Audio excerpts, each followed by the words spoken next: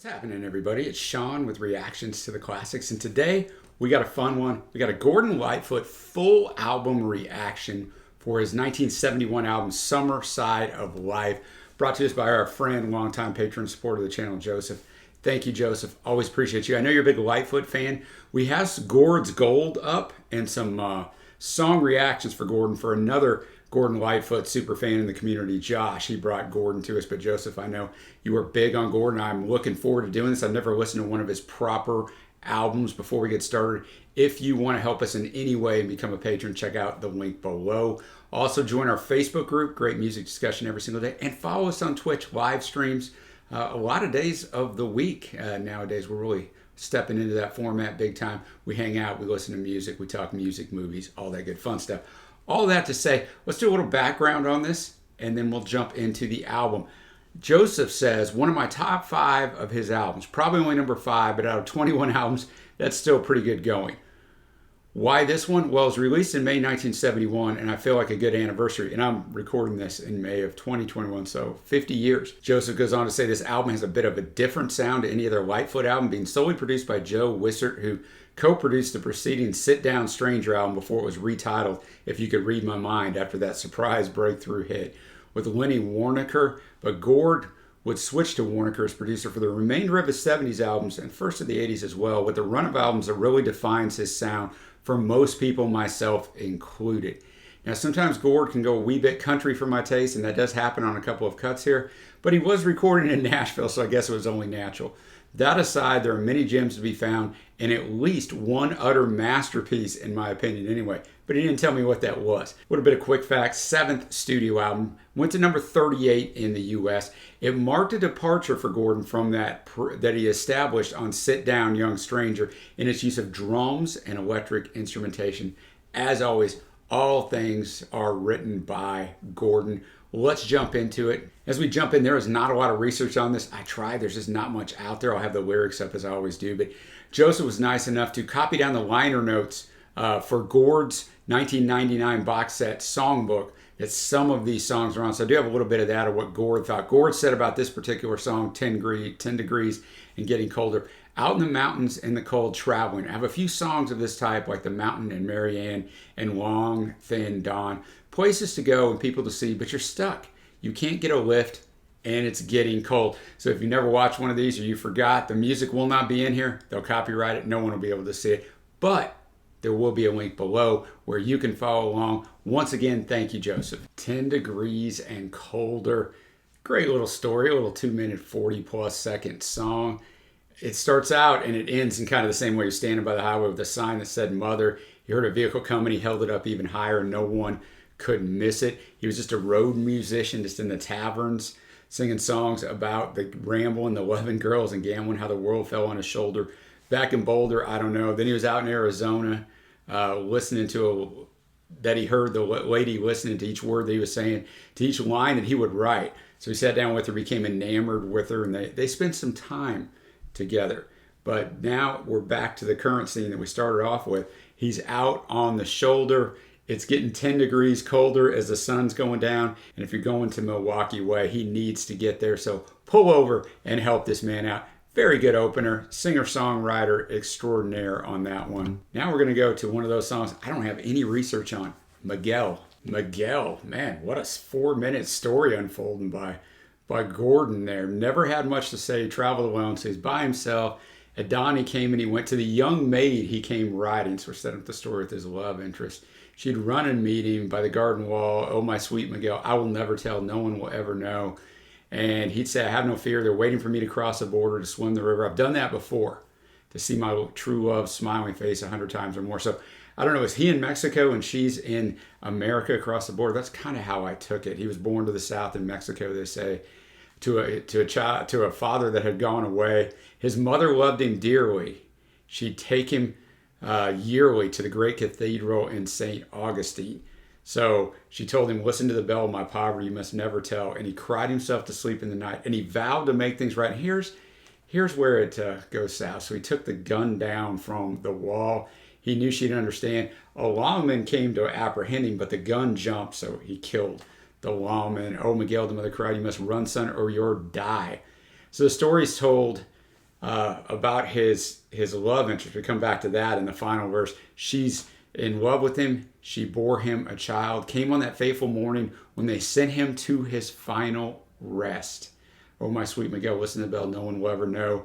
And so every time she sees this child, she's reminded of her love for Miguel. But obviously he didn't make it. We don't know how. Was he apprehended and hung? Was he killed in a shootout?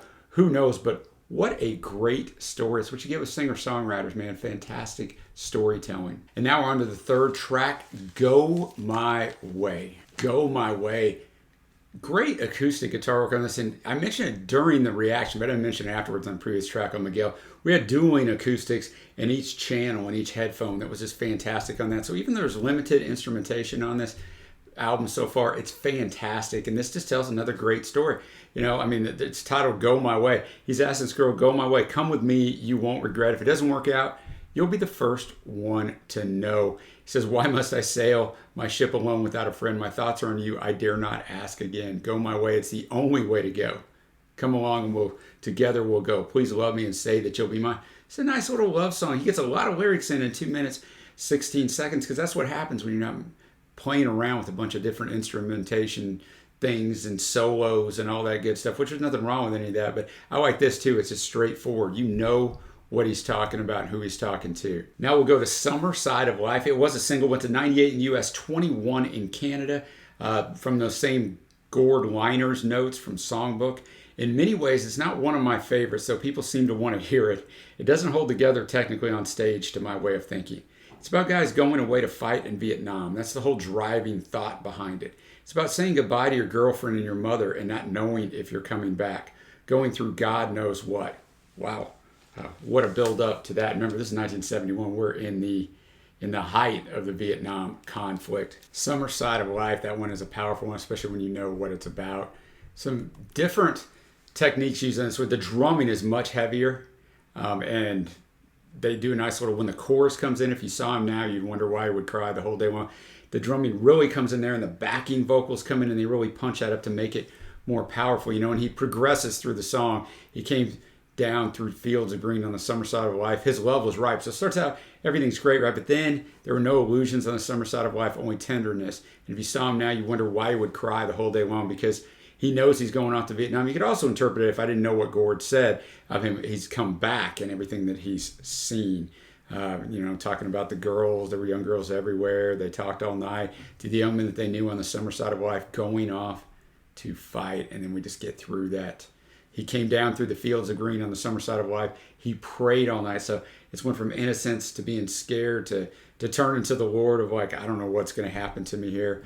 And, you know, it's a great song, man. I really enjoy this one. I don't know if this is the one that Joseph was pumping up, or it possibly could be the next one. But this offering was great and really, really well done. Now we're going to go to Cotton Jenny, made most famous by Anne Murray. Her version went to #1.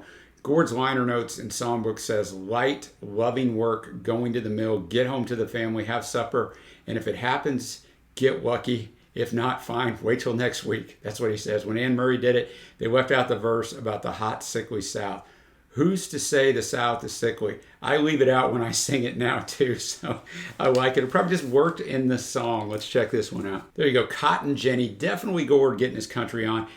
The instrumentation, it's much catchier because he repeats the chorus a ton of times in a catchy way where the instrumentation punches up. Basically just tells the story. Look, this guy doesn't have a lot, man. They live in this house. There isn't much there. He doesn't have a penny for his girl, Cotton Jenny, to spend, but she's loyal to him. He's kind of indentured to the cotton mill. He's not going to get out of this job. Probably doesn't have many options, but it doesn't matter. She waits for him. He gets home. She rubs his feet, and the wheel of love goes round. They don't have much, but they have each other. It's the age-old story, and man, if you can find that in your life, you are truly blessed. So catchy. It's country. I can see why people liked it. I see why Anne Murray had a huge hit with it. Not really my thing, but I do respect it for what it is. Now we'll finish off the A side with Talking in Your Sleep. It was released as a single, went to #19 in Canada. Talking in Your Sleep. Kind of a sad song. I mean, he's saying he heard her talk in her sleep. They really hadn't talked at all all day, so you're getting the idea that it's not going well, and she must say someone's name. He said, it's a name I don't recall. That I reached out to hold you near me. Then from your lips there came that secret I was not supposed to know. I heard you talking in your sleep. Interesting little technique. We get this little backing kind of distant vocal. It gets mixed in a little more to the forefront, just in one little part, a little and I'm sure that sounded wonderful, didn't it? But interesting technique, because we hadn't used that in any of the other songs like that. But just a great little story. You kind of feel the despair in Gord's voice. Nice singer-songwriter fare. Now we're going to switch to the second side. And you'd think I would be safe with trying to pronounce stuff on a Gordon Lightfoot album, but no. I'm going to go with Nous, Vivons, Ensemble. I know that's wrong, but I know, Joseph, you will correct me. And from the songbook liner notes, Gord said, we had a swelling of Cubosis separatism around that time. A couple of guys even got kidnapped during the Trudeau administration. Daddy Trudeau, not the Trudeau now. The song was done in a deliberate sort of way. I think the message is good. It's better that the country stay together. Back in those days, it was a kind of controversial stand. In a way, it still is. We did play it in Quebec, a song in French about togetherness.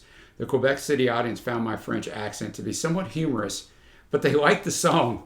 They really did. Nous, Vivons, Ensemble. So it takes the old man a little bit to catch on, but usually I do catch on, at least still in my life. So now I get what he's doing here. I mean, obviously, you talked about the beginning, there were some issues in Quebec. So, you have, those of you who are in Canada, got a lot of great community members in Canada.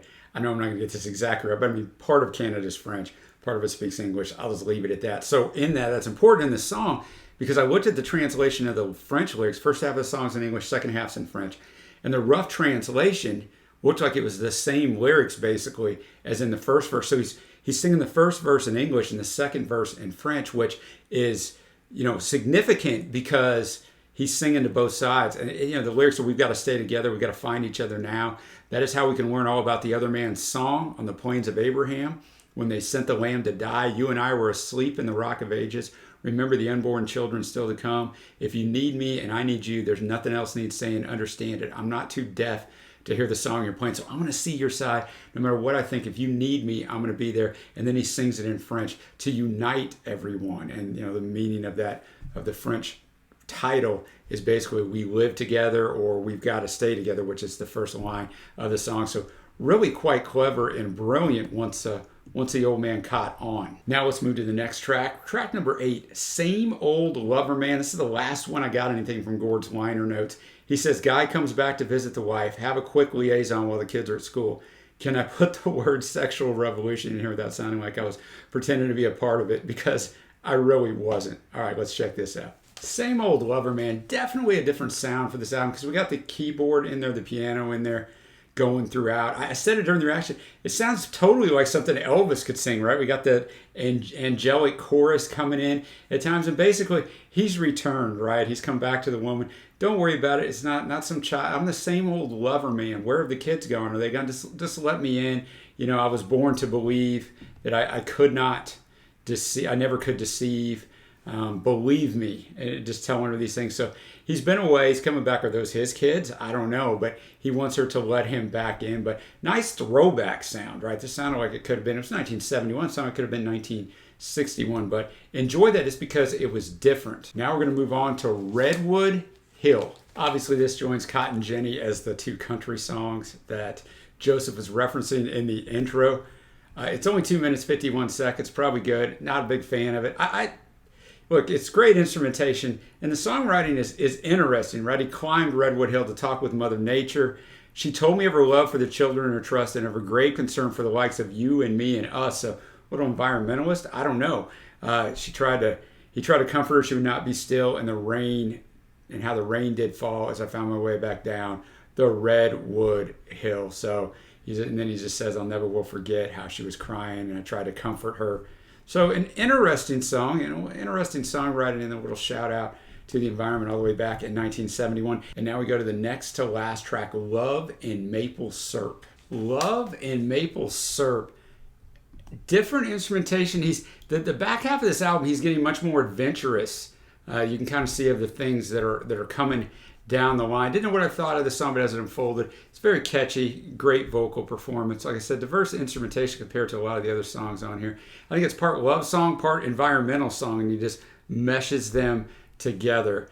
Love and Maple Syrup go together. goes together like the sticky winds of winter when they meet. When lonely lovers come to rest beneath the trees, they do their best. But still they can't be free, looking for the world to see anything but what they are, looking for the world to be anything but what they see, longing to be understood by the heart that shapes the wood. He talks about going in the forest, gazing up at the sky in the north when the winter's claw comes out. Just like I said, a very catchy tune. Love and maple syrup shine like embers warm, like thoughts divine. They tell us it is spring. Love and maple syrup stir the thoughts of people into words of songs that they can sing. So nice little effort there from Gordon. We're already to the final track, longest track on here, nearly 6 minutes long. We got Cabaret. Cabaret, a grand tune to finish off this album. I don't know what I thought of that tune. Like the first part of it, I didn't really care for. Then it kicked in. We had a minute 40 plus instrumental build in before we ever started. Something I'd said at the beginning that none of the songs had. So Gordon was here to prove me wrong. Then we get in, then we have a little instrumentation breakdown. Then it kicks into that from the coast of California up to the Oregon border. That was really good. That whole rest of the song was really good. Yeah, I think you might also be calling out to Ontario, I think is how he says it, but Ontario to us in the States. I don't know if it's a girl there or just Ontario itself that he misses, because he says, I hope you find your rainbows in. This highway is my rainbow, and though I might regret it, I'm so glad I said it way back when, and I'd still like to tell her that I miss her so in North Ontario. So I like that. It was a good song. I don't know where it's going to rank for me, but now we're going to get to my favorite tracks. I got to go with Summerside of Life. I thought that was a standout track on this album. I enjoyed Talking in Your Sleep. I thought Miguel was an epic tune. I'll settle for those three as my favorites. The two country songs, Cotton Jenny and Redwood Hill, not the best for me, but I respect it for what it is, and they are good country tunes if you're into those things. Overall grade of the album, look, I've really grown to love Gordon. I haven't listened to any of his stuff besides songs and Gord's Gold, but a lot of stuff on our live streams have come in for him, and then some song reactions, but he's fantastic, man. Pleasant voice, great songwriter. I never have to guess what he's singing about. So for me, this album's very solid. I'm going to give it a 7.0. I think it will reward me for repeated listens. And singer-songwriters do that on the grading scale, right? You got to really get into the song. The song's usually not going to dazzle you with arrangement or instrumentation or production. It's about what the song is saying. So the more you listen to it, the more you resonate with it. So I'd imagine that grade would go up over time. And it is one that I will spin again. So as always, appreciate you, Joseph. Thank you, everybody, for joining me. I bet we'll be back with more Gordon somewhere down the line. And until next time, we will see you.